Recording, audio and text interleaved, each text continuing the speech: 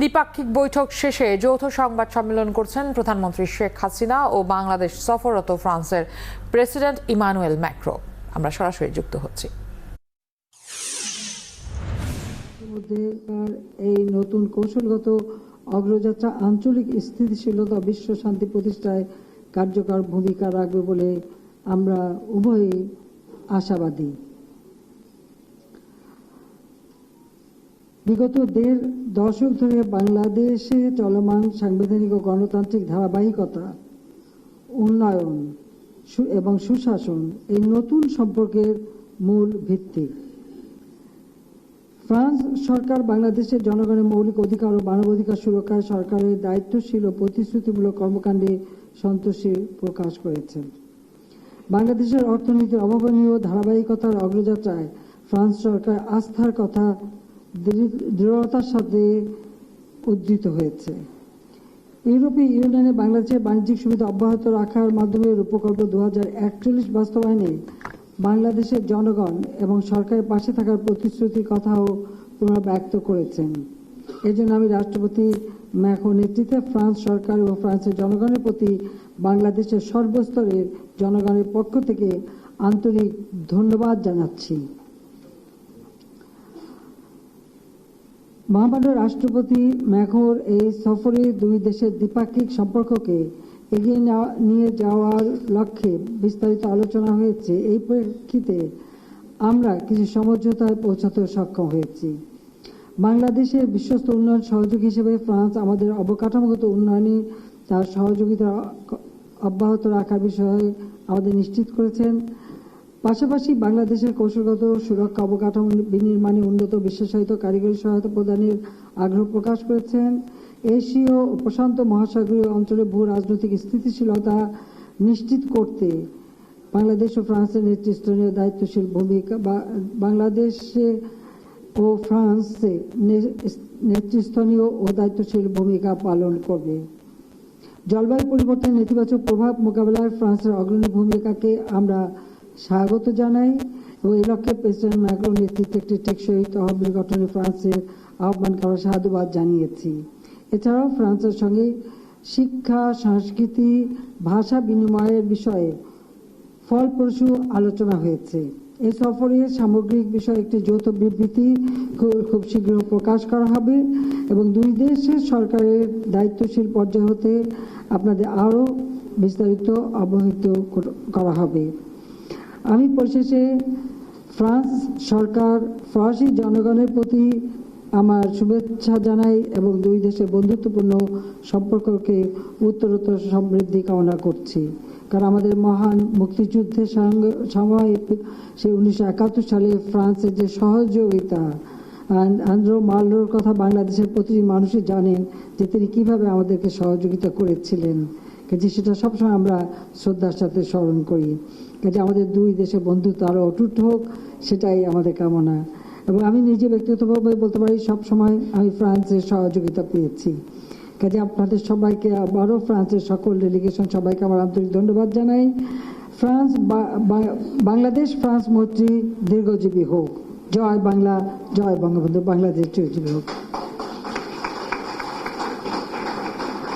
Thank you, Her Excellency, Honorable Prime Minister. May I have the honor to request His Excellency, Honorable President of the Republic of France, to kindly deliver his statement. Merci beaucoup. Merci, Madame la Première ministre. Je vais vous faire donner quand même.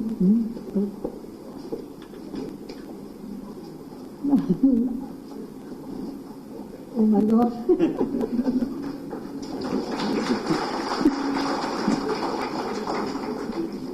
You're so kind. No. My pleasure. I was just collecting. I do prefer you understand what I say. Madame la Première ministre, merci beaucoup pour vos mots et votre accueil. Je souhaite vous remercier pour cette invitation à effectuer en effet une visite au Bangladesh et pour votre accueil chaleureux. Et vous avez terminé votre propos en citant André Malraux.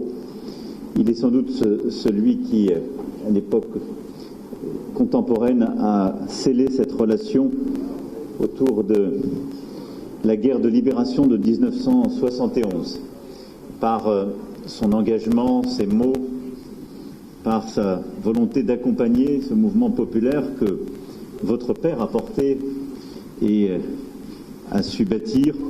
Il a, je crois, scellé une amitié indéfectible entre nos deux peuples autour de l'indépendance, de l'attachement à nos valeurs et de l'amour de la liberté.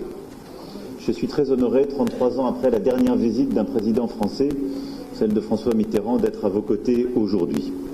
Et en effet, depuis ce combat de 1971, nous partageons le même attachement aux valeurs démocratiques, à l'état de droit et aux droits de l'homme, triptyque sans lequel il ne saurait y avoir de développement durable. J'ai eu l'immense honneur ce matin, aux côtés de votre sœur et de votre neveu, de visiter la maison familiale et de pouvoir rendre hommage au rôle de votre père et à cette histoire aussi tragique, mais qui a permis à la nation d'être libre et indépendante. Et au fond, c'est autour de cette volonté d'indépendance et de stabilité que qu'est scellée aujourd'hui la relation entre nos deux pays et notre communauté de vue stratégique. En effet, nous avons une volonté commune de préserver l'indépendance de nos pays, de ne céder à aucune pression extérieure et, malgré les conflits en cours, au fond, de garder la liberté qui va avec la souveraineté.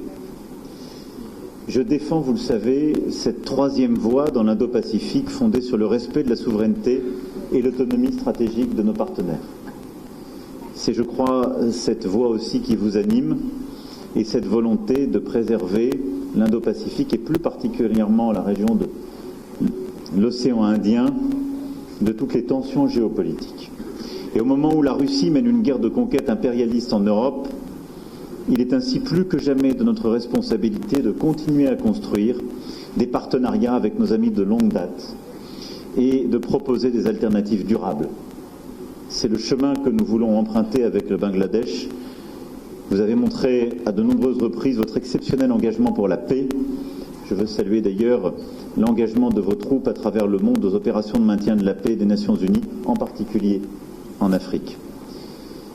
Cette générosité d'ailleurs pour la stabilité s'étend également à vos voisins avec l'accueil de plus d'1 million de réfugiés Rohingyas. Et je sais ce que cela représente et je veux vous remercier aussi de cet engagement.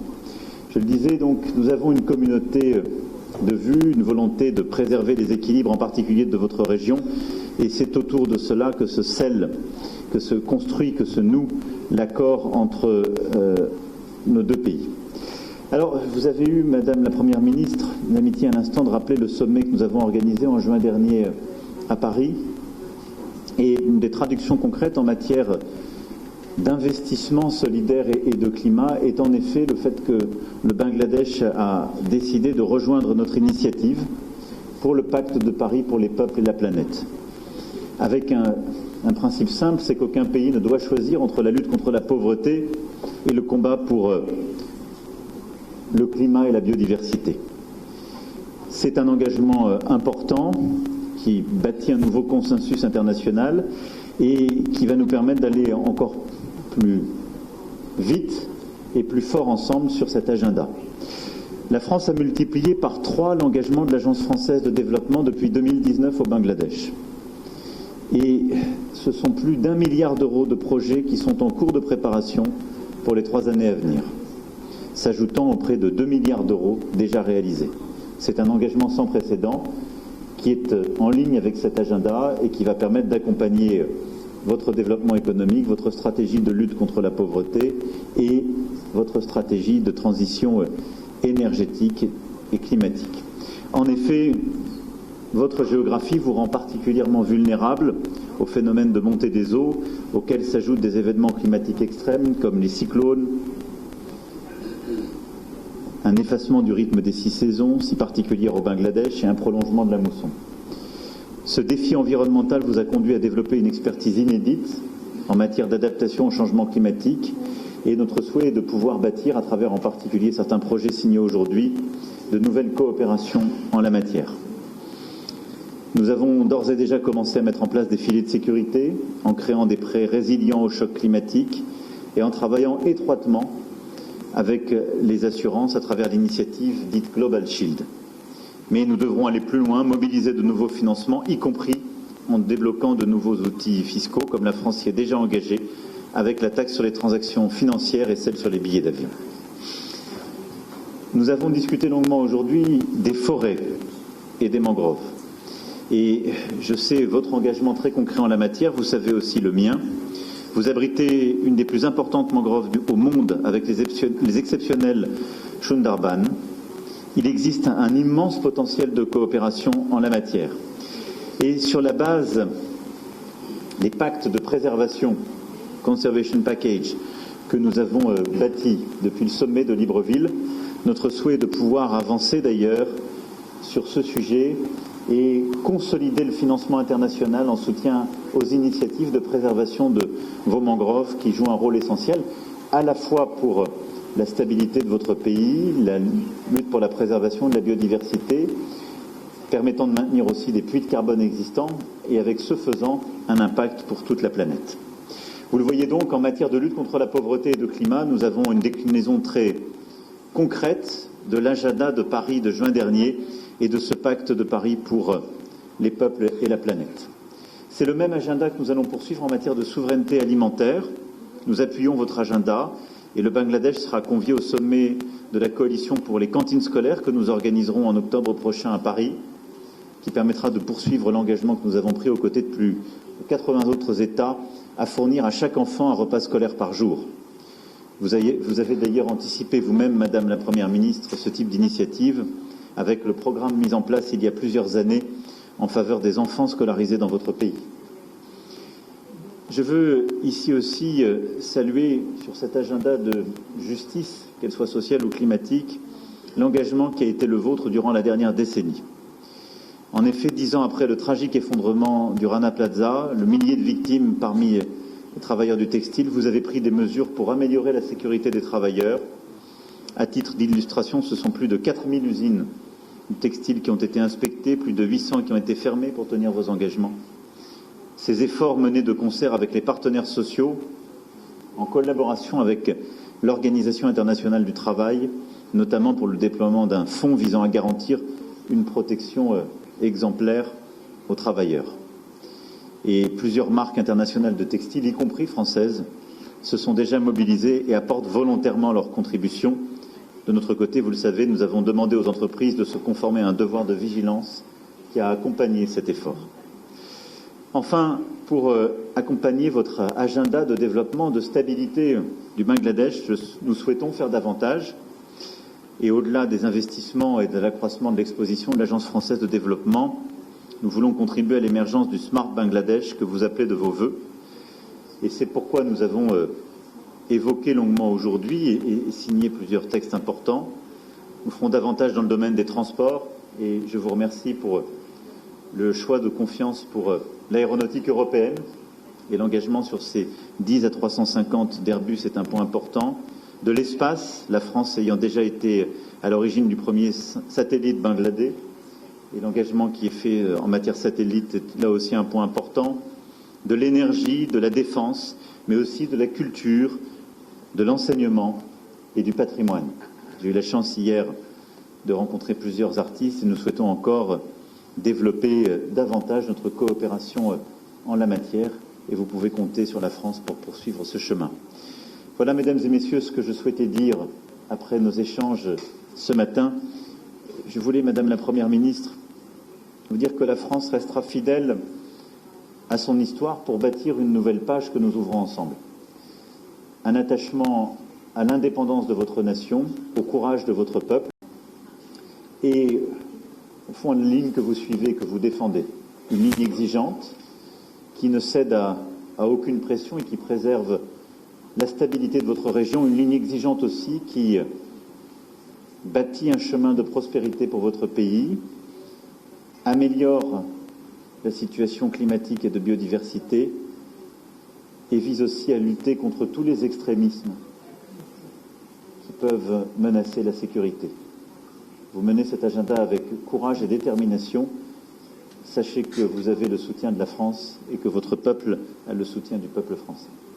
Je vous remercie.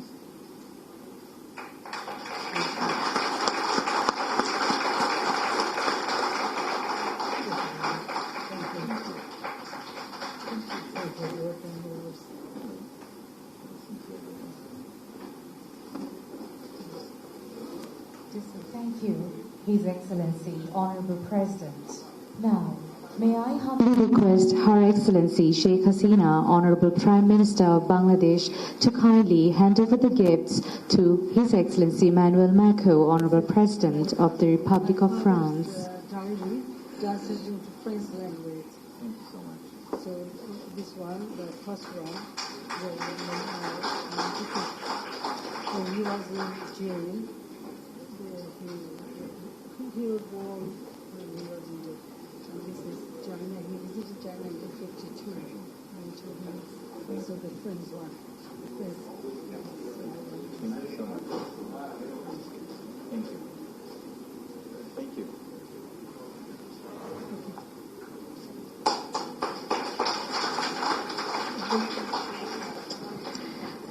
With this, we end our program here. Thank you all.